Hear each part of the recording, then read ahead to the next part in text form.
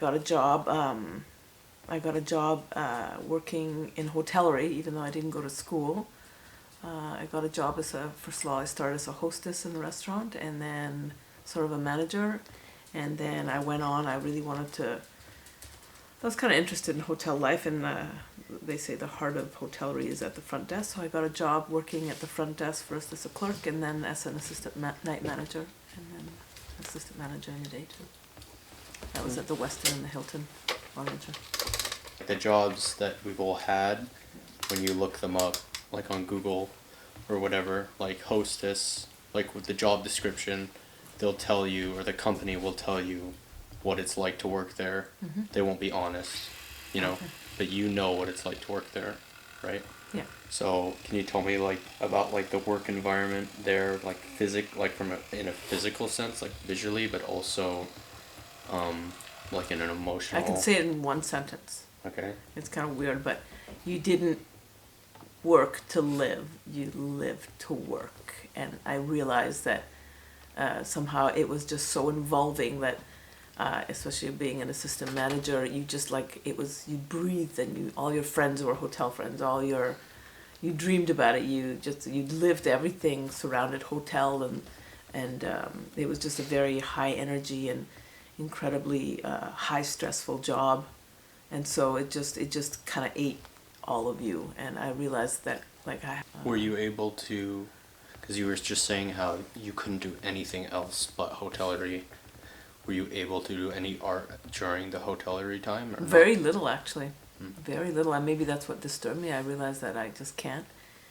Do you think that's like okay, like in the sense of like there's so many people probably closer to my age who are in hotellery right now, but they don't want that to necessarily be their career. You can't do both. Not Okay. not hotellery. That's why I went back to actually waitressing. I somehow got bitten by the bug of ceramics, taking that course, and then I realized that I really wanted to be an artist and try and make a living doing that. I think.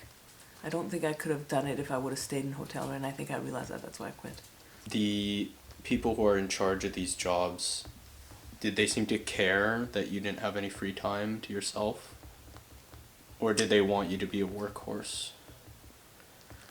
It's so it's a way of life, hotellery, because it's I can't explain it, but it's just everything. You live to serve the hotel and give your 1,000%, not 100, 1,000%. So I don't think you have time to do something on the side in that kind of a career. Most people actually go to school to work in a hotel, where for me, I was kind of, I didn't know what I wanted in life. And I think to be quite honest, I think I got a break because I got married, and I was able to be financially supported for a certain amount of time in order to get a little bit my feet on the ground to become an artist. I think that because of that, I was able to take that leap of faith and continue and try and make a living from art. At checkout time, it was always a nervous kind of atmosphere, because it was always a high pressure of getting the rooms in time, making sure that the housekeeping was doing their job and checking in and checking out, and making sure that all our paperwork was done and we had the right names and treated the VIPs, and so there's a lot of research and it was always nervous energy, high stress, I think. And I remember being at midnight, being called by security because a prostitute was beating up her customer, which we had to go to the room and separate them, and I'm so glad that the other manager was there. He went, but she actually bit him in the hand. Well, he's trying to separate them, but a lot of difficult people who are always wanting, when you walk into a 5-star hotel, you want to be treated kind of like a king, so there's always that pressure to always treat them well, and even if they're unpleasant. A hierarchy to it, kind of. A little bit. You always have to treat them like they're very special and make them feel good, because you want them to come back. You're a worker, so there's right? there's a clear difference between showing them that you know that you're a worker and they're the customer, kind of. Well, the customer's always right a little bit, and you had that, no matter how rude or mean or unkind they were, you always have to respond kindly, and especially me being as a manager, I always had to be the peacemaker and just try and if somebody's unpleasant, just be nice anyways and try and accommodate him, even though you cannot accommodate what he's asking for. As like another kind of way of working, what's like the difference, do you think, of like a job like hotellery Art and is then expression, and I think hotellery was survival, like a means of survival. Art, I guess, is a certain way of survival, because I know when I don't do art, I feel kind of like I'm dying inside. I think if you really put all your effort and do your very best, I think it's equally rewarding that way. The only problem is financially, one is more difficult than the other. I think financially to be an artist, I find is much more difficult, because you're not depending on what you do, you're depending on a public that will pay for what you do. So it's very different. Since I've been conscious, in a sense, I have quite a few jobs. And generally, most of the jobs I worked, I always felt like I don't belong there, and they're just something temporary. And when they start rolling year after year, well, in the beginning was week after week, month after month, year after year, then I kind of had a sinking feeling that I'm just wasting my life, but cannot do the part, or cannot live the way I wanted as artist. Had to learn French and English both, since I end up in the only bilingual city of the country. I started working in a pizzeria.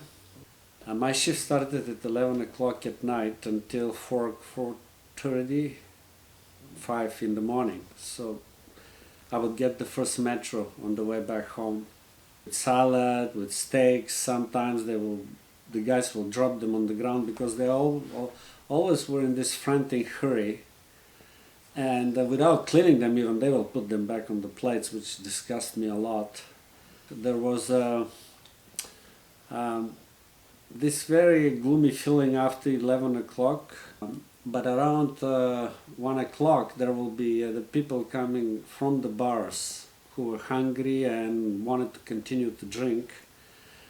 So there was alcohol served in the cups, and then then you become more of almost like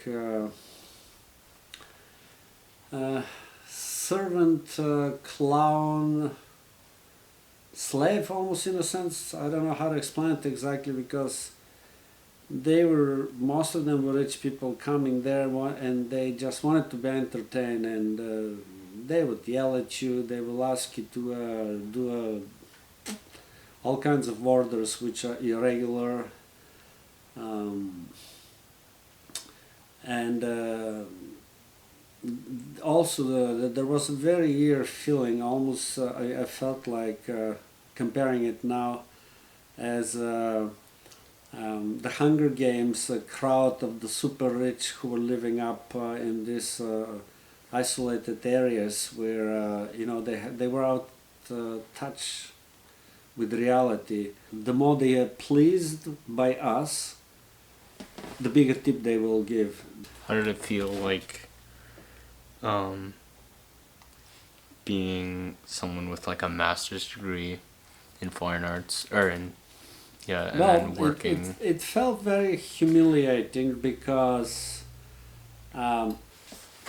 they inevitably would ask me what I do, and I'll tell them I'm an artist, and then they would just constantly make fun of me, like, hey, drew me a picture on the pizza, or, hey, the artist, make it a nicer work, make it a nicer submarine. Yeah, do it artistically. I really felt quite desperate and quite probably not depressed, but lost, because first the only thing I can do is art, but I couldn't speak. So the feeling was really actually one of a dread, like, this is what I came here for. I was considered the weird artists. And of course, no pizza man or delivery guy will have a respect for artists. You know, I didn't know that at the moment, but I've after a while found out how artists are viewed here in Canada from the regular public. Being in Europe, artists, when you say you're an artist, there was a respect about the profession. Well, here is the opposite. People will immediately say, "Oh, what do you do for a living? What do you eat then? You know, are you dying from hunger and all that?" Is there like any kind of call to action where like we could change like those environments to be like what they're supposed to be, or do you think it's a complete lost cause and those kind of jobs will always be that way? Or I don't think it's possible. I don't think it's possible because the owners, they're paying very little. I was paid $4.50 an hour. I don't see how they will make it a pleasant environment for the workers. The whole goal is to please the customer and to make as big as profit as possible. The owners are really there to squeeze the workers as much as they can, and so I don't see how this can be changed. The glamorous picture, it's for the client, it's not for the workers. yeah.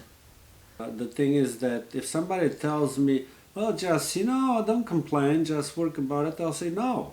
I spent at least 10 years of very hard work to get prepared as an artist, to become a good professional artist.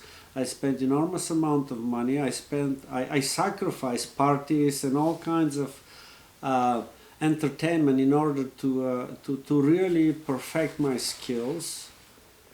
And this is not the place I want to be, and I'm at this place because, at least in my case, I didn't speak either of the languages, neither French or English, so I didn't really have much. I'm sorry, but I cannot be compared to somebody who escapes from a country without any education, who never strived to be anything, and just wanted to go in a different country where he can drink Coca-Cola and have hamburgers. He's just happy to have any work. It is not the same thing for me. If I wanted to have any work, I probably would find something which it's better pay and not that stressful. How would you describe it in one sentence, in one word? I'll just say unhappy, because people are really surviving there. They're just trying to make ends meet. Only few can really survive by just making pure art. In a sense, what I want to say as a pure artist, whatever they would like to express without worrying about selling or marketing it. One defining difference might be that there's not like a hierarchy or like a power dynamic. You don't have an owner. Yeah, like you don't ruling have restrictions. You don't have a guidance. Creating something is incomparable, because when you create an art piece, there is not a double where it can be compared, right? So it's a unique thing. But when you create, the only criteria, only standard is your own. If we can have the question, is it working or isn't working, I'm the criteria, I'm the one who decides. And this is still unique, and it's very pleasant, and it's very, it's spiritual. It is in a different realm. Yeah, that's pretty much Yeah. yeah.